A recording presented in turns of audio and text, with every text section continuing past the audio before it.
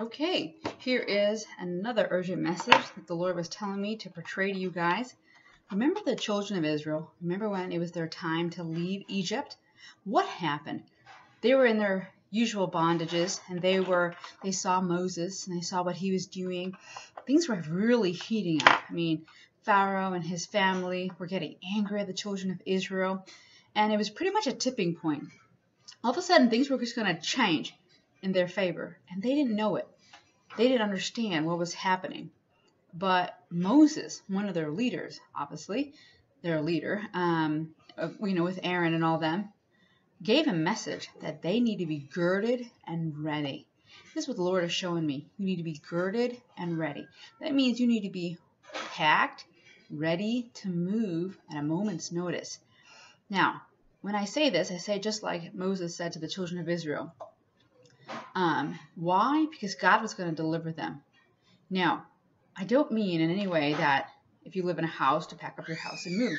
No, but when Putin is going to do what he's going to do, because our nation, and I don't want to get into politics here, but if God has handed the nation over and the total eclipse had showed us the signs and the warnings that have been here all this time, the Lord, in other videos I've shown the importance of praying up as being a wise version. In the video I showed the importance of preparing, okay? All of this is biblical. All of this is what Christ requires of us. Because, how do I know this?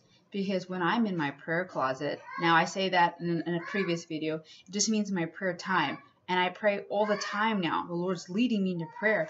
I have such a burden for people, for you. I have such a burden that people not be caught unaware. God keeps showing me that people are sleeping. They just believe that their American dream will never come to an end. While right now, people overseas are being persecuted for their faith. So, nonetheless, we need to prepare. Every prepper out there knows that they need to go to a safe place. If an alarm goes off that there's a nuclear disaster, they must be ready to go to the place Christ has prepared for them for safety.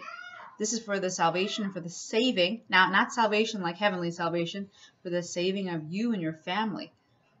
Some people have been led to create that safety in their home. But according to what I know personally, how could you be in a city and be safe? If the Lord told you all of a sudden, because you are in prayer, that Putin is going to do something or that there's danger coming your way, and he nudges you to go in a direction, guess what? That's not your opportunity to go find your passport, find your license, and find all your critical documents, and go find your winter clothes and your boots and your sneakers. That's not the time to. Those things should have been ready beforehand. I am sending this video in urgency that you find these things beforehand.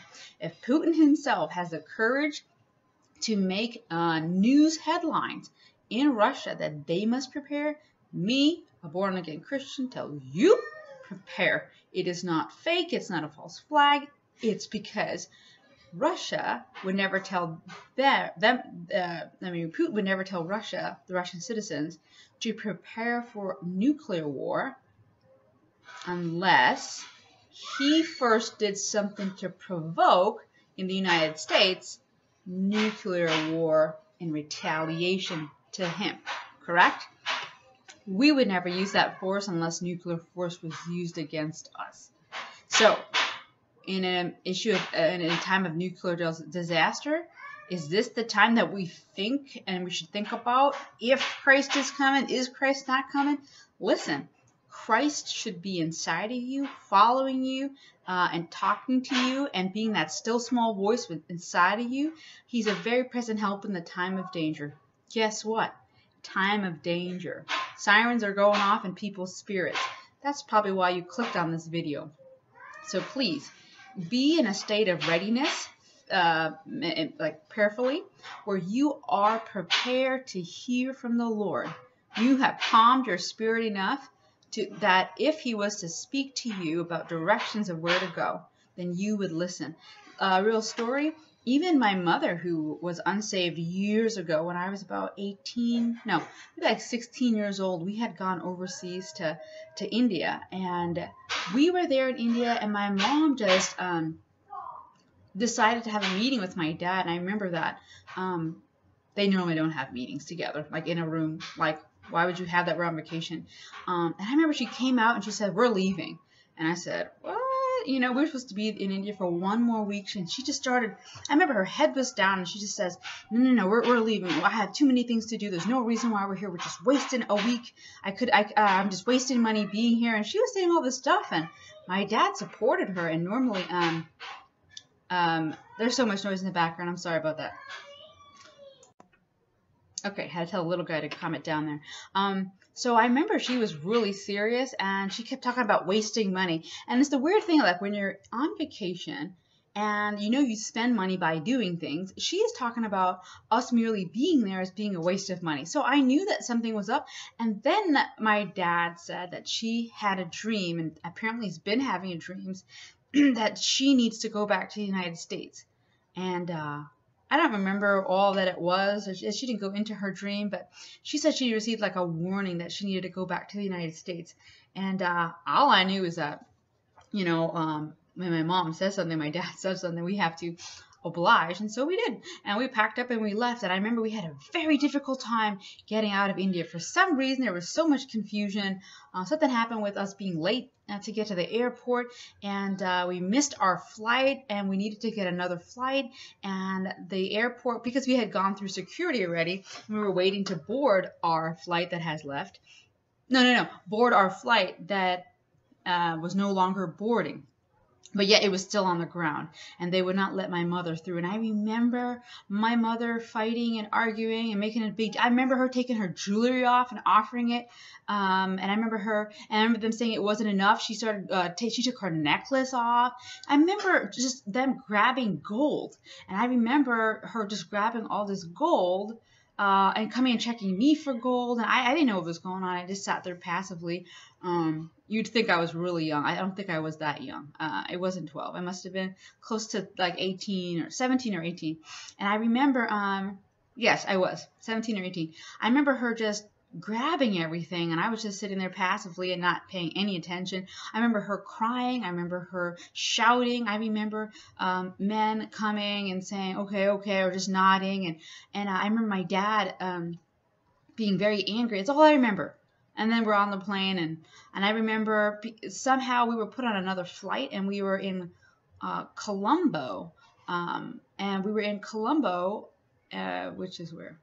Whatever. We're in Colombia. Well, we're in Colombo. I forgot where that is now, but it's the south of India. It's an island south of India, and they had put us on a different flight that would take longer. And now, in retrospect, I think my mom was trying to buy another ticket at a discounted price, and they wouldn't take whatever form of payment she was giving, so she gave them gold. And I remember she fought for this. You know, it was a big deal for her. Oh, yes, that's right, because we needed to get on the plane earlier, and they weren't allowing it. Something like this. So, because we were leaving on 1 week ahead of time, right? And so, I remember that we were in Colombo, and I was just having a great time. I remember we got there at nighttime around 10. I remember in the morning we had to grab a flight and go back on our way towards the United States. We had to go back to probably Doha in Africa. I believe that's where it is. And I remember just seeing the ocean. It was the prettiest ocean I've ever seen in Colombo. And I remember we had like an hour. The taxi man was taking us to some sites and stuff and showing us that we couldn't use our camera. And we were just driving around in the taxi, and he was trying to show us Colombo. And he was saying, you know, we're not allowed to record public buildings. And I remember it's like so weird. It's for the prettiest place, and we couldn't enjoy it. And I thought, oh man, this sucks. You know, we just couldn't enjoy it. And then we were on our way back. I remember being back in the United States, and I was working a job at that time.